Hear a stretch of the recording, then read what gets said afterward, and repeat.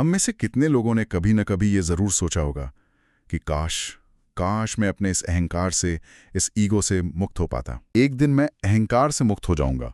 तो स्रोत के अनुसार ये आवाज खुद अहंकार की ही है। बिल्कुल, ये बात ही अपने आप में एक जाल जैसी लगती है। वो पंक्ति है, one day I will be free of the ego. तो जो कह रहा है कि मैं मुक्त होऊंगा, वही तो अहंकार है। हाँ, ये तो ऐसा हुआ जैसे कोई कह रहा हो एक दिन मैं खुद से आजाद हो जाऊंगा। मतलब इसका क्या मतलब हुआ? यहीं पर पूरा खेल छिपा है। ये अहंकार की सबसे बड़ी और कह सकते हैं चालाक चालों में से एक है। देखिए, अहंकार हमेशा भविष्य में जीता है। वो मुक्ति को, जागृति को एक दूर का लक्ष्य बना देता है। कुछ ऐसा जो आपको भविष्य में कड़ी मेहनत के बाद हासिल होगा। एक दिन मैं शांत हो जाऊंगी, एक दिन मैं मुक्त हो जाऊंगा। और ऐसा करने से उसे क्या फायदा होता है? फायदा ये होता है कि वो आपको वर्तमान क्षण से दूर रखता है, क्योंकि मुक्ति या जागृति, जैसा कि स्रोत इशारा करता है, वो भविष्य की कोई घटना नहीं है। अच्छा, वो सिर्फ और सिर्फ इसी पल में अभी यही संभव है। तो जब तक अहंकार आपको भविष्य के किसी लक्ष्य के पीछे दौड़ाता रहेगा, तब तक वो खुद सुरक्षित है। वाह! क्योंकि आप हमेशा उस लक्ष्य का पीछा करते रहेंगे और वर्तमान की सच्चाई से, जहां असली बदलाव संभव है, उससे दूर रहेंगे। वाह! तो अहंकार खुद को बचाने के लिए अपने ही विनाश का एक भविष्य का प्लान बना लेता है। ये तो कमाल की रणनीति है। हाँ। चलिए इसी बात से आगे बढ़ते हैं, क्योंकि स्रोत का सबसे चौंकाने वाला दावा तो अब आता है। क्या? स्रोत कहता है कि अहंकार से मुक्ति एक बहुत छोटा काम है, कोई बड़ा काम नहीं। अब इस पर यकीन करना थोड़ा मुश्किल है। मतलब सदियों से योगी और संत इस पर काम कर रहे हैं और समाधान बस एक छोटा सा काम है। हाँ, और यही इस पूरी चर्चा का केंद्र बिंदु है। हम सब इसे एक महाकाव्य की लड़ाई की तरह देखते हैं। बिल्कुल। जिसमें हमें एक अंदरूनी राक्षस को हराना है। लेकिन स्रोत इस पूरी धारणा को ही तोड़ देता है। वो कहता है कि ये लड़ाई है ही नहीं, ये वाकई बहुत छोटा, बहुत ही सरल काम है। एक मिनट, सिर्फ एक छोटा काम? अगर ये इतना ही सरल है तो हर कोई इसे कर क्यों नहीं लेता? इसमें जरूर कोई पेंच होगा। वो छोटा काम आखिर है क्या? स्रोत इसे बहुत साफ शब्दों में बताता है। वो कहता है, all you need to do is be aware of your thoughts and emotions as they happen. यानी आपको बस इतना करना है कि आप अपने विचारों और अपनी भावनाओं के प्रति सजग रहें, ठीक उसी पल जब वे घटित हो रहे हो। बस सिर्फ सजग रहना, कोई संघर्ष नहीं, कोई दमन नहीं, उन्हें बदलने की कोई कोशिश नहीं, कुछ नहीं। ये तो सुनने में बहुत ज्यादा ही आसान लग रहा है। मतलब अगर मुझे गुस्सा आ रहा है तो मैं बस बैठकर उसे देखूं? बिल्कुल, यही तो सारा रहस्य है। इसमें कोई संघर्ष शामिल ही नहीं है। ये सिर्फ एक शांत अवलोकन है। देते किसी के रंग या रफ्तार पर कोई टिप्पणी नहीं करते, बस उन्हें देखते हैं। ठीक है। ठीक वैसे ही अपने विचारों और भावनाओं को देखना है। गुस्सा आ रहा है, ठीक है, देखो कि शरीर में क्या महसूस हो रहा है, मन में क्या विचार चल रहा है। उदासी है, उसे भी बस देखो, बिना ये कहानी बनाए कि मैं उदास क्यों हूं, मुझे ऐसा महसूस नहीं करना चाहिए। ये सिर्फ सजग रहने वाली बात मुझे एक और गहरे सवाल पर ले आती है। क्योंकि सजग रहना भी तो एक तरह का काम ही हुआ ना, एक एक्शन हुआ। हाँ। लेकिन स्रोत तो आगे कहता है कि ये कोई करना नहीं बल्कि एक सजग देखना है। इस फर्क को कैसे समझें? मैं इस करना और देखना के बीच थोड़ा उलझ गया हूं। ये एक बहुत ही सूक्ष्म लेकिन गहरा अंतर है और इसे समझना बहुत जरूरी है।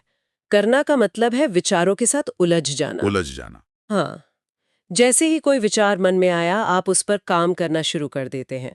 उसका विश्लेषण करना, उसे सही या गलत ठहराना, उसके बारे में और सोचना, या फिर उससे छुटकारा पाने की जी तोड़ कोशिश करना।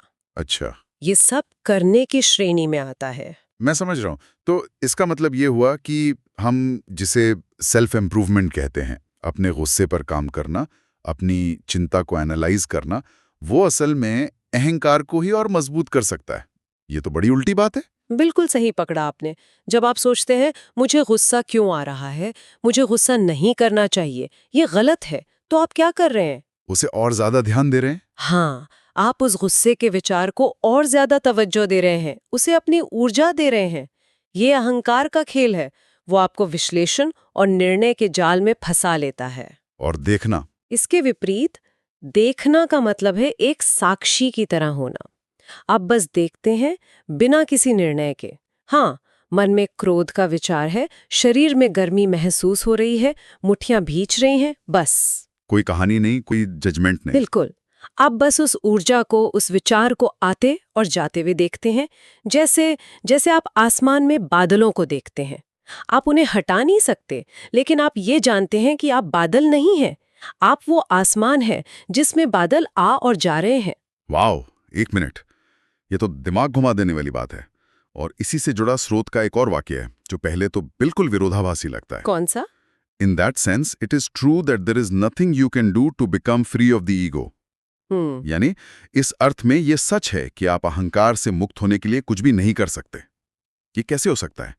एक तरफ आप कह रही हैं कि सजग रहना है और दूसरी तरफ स्रोत कह रहा है कि आप कुछ कर ही नहीं सकते। ये विरोधाभासी सिर्फ सतह पर लगता है। जब आप गहराई में जाते हैं तो ये बिल्कुल तार्किक है। यहाँ सवाल ये उठता है कि जो आप कुछ करने की कोशिश कर रहे हैं वो कौन है? अच्छा, वो मैं जो कहता है मैं अहंकार को खत्म करूंगा, वो खुद ही अहंकार है। अहंकार अपने आप को कैसे खत्म कर सकता है? क्या अंधेरा खुद को मिटा सकता है? नहीं, अंधेरे को मिटाने के लिए आपको कुछ करना नहीं पड़ता, बस रोशनी का एक स्विच ऑन करना पड़ता है।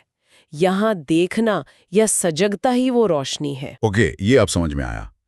तो अहंकार से मुक्ति पाने की कोशिश ही अहंकार है। एग्जैक्टली। हम एक ऐसे जाल में फंसे हैं जिससे निकलने की हर कोशिश हमें और उलझा देती है।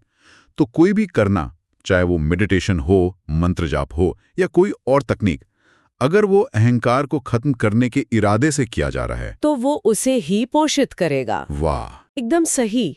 मुक्ति न करने की स्थिति से आती है। जब आप कुछ करने की कोशिश बंद कर देते हैं और सिर्फ साक्षी बन जाते हैं, सिर्फ देखने लगते हैं, तभी अहंकार की पकड़ ढीली पड़ती है। क्योंकि अहंकार को जीने के लिए आपके उलझाव की, आपके करने की, आपकी प्रतिक्रिया की जरूरत होती है। जब आप उलझना बंद कर देते हैं तो उसे ऊर्जा मिलनी बंद हो जाती है और वो अपने आप शांत होने लगता है। ठीक है, तो ये करना नहीं बल्कि देखना है। और इसी से स्रोत उस मुख्य बदलाव की बात करता है, सोच से जागरूकता की ओर बदलाव, the shift from thinking to awareness. ये बदलाव असल में महसूस कैसे होता है? ये सिर्फ एक बौद्धिक समझ है या इसका कोई वास्तविक शारीरिक अनुभव होता है? नहीं, ये सिर्फ बौद्धिक समझ नहीं है, ये एक वास्तविक आंतरिक अनुभव है। ये बदलाव तब होता है जब कोई व्यक्ति अपने विचारों के साथ पूरी तरह से पहचाना जाना बंद कर देता है। ओके। जब तक ये बदलाव नहीं होता, हम मानते हैं कि मैं ही अपने विचार हूँ। अगर मन में गुस्सा है तो मैं गुस्सा हूँ, अगर मन में चिंता है तो मैं चिंतित हूँ। हाँ, हम विचारों के समंदर में पूरी तरह डूबे होते हैं। हम अपने विचारों से अपनी पहचान जोड़ लेते हैं। हाँ, लेकिन जागरूकता के अभ्यास से धीरे धीरे ये महसूस होने लगता है कि मैं अपने विचार नहीं हूँ, बल्कि मैं उन विचारों को देखने वाला हूँ। ये एक आंतरिक दूरी पैदा करता है, एक स्पेस बनता है आपके और आपके विचारों के बीच। विचार अभी भी आते जाते रहते हैं, लेकिन अब वे आप पर हावी नहीं हो पाते। कोई उदाहरण है आपके पास? मुझे याद है एक बार मैं भयंकर ट्रैफिक में फंसी हुई थी और किसी ने गलत तरीके से कट मार दिया। मेरे अंदर गुस्सा उबलने लगा, इसको तमीज नहीं है, मेरी मीटिंग लेट हो जाएगी। हाँ, ये तो होता है। लेकिन तभी मुझे स्रोत की ये बात याद आई।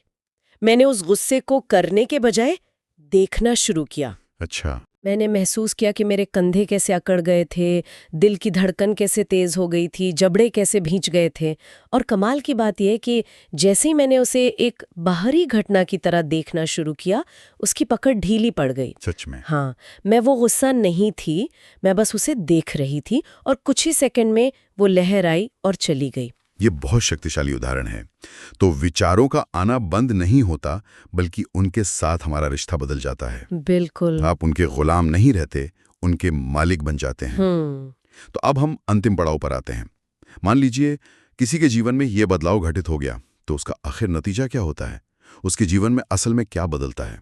क्या वो बस हर समय शांत रहता है या सिर्फ शांत रहने से कहीं ज्यादा है? स्रोत इसका बहुत ही सुंदर जवाब देता है। वो कहता है, an intelligence far greater than the ego's cleverness begins to operate in your life. मतलब अहंकार की चालाकी से कहीं ज्यादा बड़ी एक प्रज्ञा आपके जीवन में काम करना शुरू कर देती है। हाँ। अहंकार की चालाकी और बड़ी प्रज्ञा, ये सुनने में तो बहुत गहरा लगता है, लेकिन असल जिंदगी में इसका क्या मतलब है? कोई उदाहरण दे सकती हैं? जरूर। सोचिए आप ऑफिस की किसी जरूरी मीटिंग में हैं और आपके मन में एक बहुत अच्छा आइडिया आता है। अहंकार की चालाकी तुरंत हिसाब लगाना शुरू कर देगी। अगर मैंने ये आइडिया दिया तो मेरा बॉस क्या सोचेगा? क्या लोग मुझे स्मार्ट समझेंगे? कहीं मेरा आइडिया फेल हो गया तो? कहीं किसी और ने क्रेडिट ले लिया तो? हाँ, ये सब एक मानसिक शतरंज का खेल है जो डर और फायदे के हिसाब पर आधारित है। हाँ, ये तो हम सब हर रोज करते हैं। बिल्कुल। इसके विपरीत बड़ी प्रज्ञा शतरंज नहीं खेलती। वो सहज होती है, रचनात्मक होती है। वो वर्तमान क्षण की गहरी समझ से पैदा होती है। वो बस उस पल की सच्चाई को देखती है और कहती है यह आइडिया टीम के लिए सही है, बिना किसी डर या फायदे के हिसाब के। एक सीधी, साफ, शांत आवाज। हाँ, जब आप जागरूकता में स्थित होते हैं तो आप जीवन के प्रवाह से जुड़ जाते हैं। तब आपके निर्णय डर या लालच से नहीं, बल्कि एक गहरी आंतरिक शांति और स्पष्टता से आते हैं। तो ये सिर्फ शांत महसूस करने के बारे में नहीं है, बल्कि जीवन को एक ज्यादा प्रभावी और सहज तरीके से जीने के बारे में भी है। हाँ, आप बेहतर निर्णय ले पाते हैं क्योंकि आपका दिमाग उस चालाकी के शोर से भरा नहीं होता। निश्चित रूप से। अहंकार की चालाकी बहुत सीमित है क्योंकि वो सिर्फ वही जानती है जो पहले से ज्ञात है, जो अतीत के अनुभवों पर आधारित है। लेकिन ये बड़ी प्रज्ञा आपको नई संभावनाओं और रचनात्मक समाधानों से जोड़ती है, जो अहंकार की सोच के दायरे से बहुत बाहर होते हैं। तो अगर हम पूरी चर्चा का सार निकालें, हमने एक पहली से शुरुआत की थी कि अहंकार से मुक्ति एक पहाड़ चढ़ने जैसा बड़ा काम है या एक छोटा सा कदम। और इस स्रोत से जो जवाब मिला वो ये है कि ये लड़ाई है ही नहीं, ये एक दुश्मन को हराने के बारे में नहीं, बल्कि सिर्फ एक स्विच ऑन करने जैसा है। बिल्कुल। ये सोच के साथ उलझने से हटकर बस जागरूकता की रोशनी में उसे देखने का एक छोटा सा लेकिन गहरा बदलाव है। बिल्कुल। और अंत में ये समझना जरूरी है कि लक्ष्य अहंकार को नष्ट करना नहीं है। अहंकार रोजमर्रा की जिंदगी के लिए एक जरूरी साधन है, एक टूल है। अच्छा। समस्या तब होती है जब हम उसके साथ अपनी पूरी पहचान जोड़ लेते हैं, जब वो गाड़ी का ड्राइवर बन जाता है। असली लक्ष्य उस पहचान को तोड़ना है। और जब हम जागरूकता के माध्यम से ऐसा करते हैं तो अहंकार ड्राइवर की सीट से हटकर अपनी सही जगह एक टूल की तरह वापस आ जाता है। और फिर एक गहरी, शांत और कहीं ज्यादा शक्तिशाली बुद्धि हमारे जीवन का मार्गदर्शन करने लगती है। सच कहूं तो ये सोचने से ही कितना हल्का महसूस होता है ना? और इसी विचार के साथ हम अपने श्रोताओं के लिए एक अंतिम सवाल छोड़ना चाहेंगे। अगर किसी विचार को सिर्फ देख लेना ही उसे निश्शस्त्र करने के लिए काफी है, तो आज ऐसा कौन सा एक विचार है, वो एक चिंता या एक डर जो मन में एक रेडियो स्टेशन की तरह बार बार बज रहा है, जिसे आज लड़ने या उसका पीछा करने के बजाय बस थोड़ी देर के लिए रुककर देखा जा सकता है?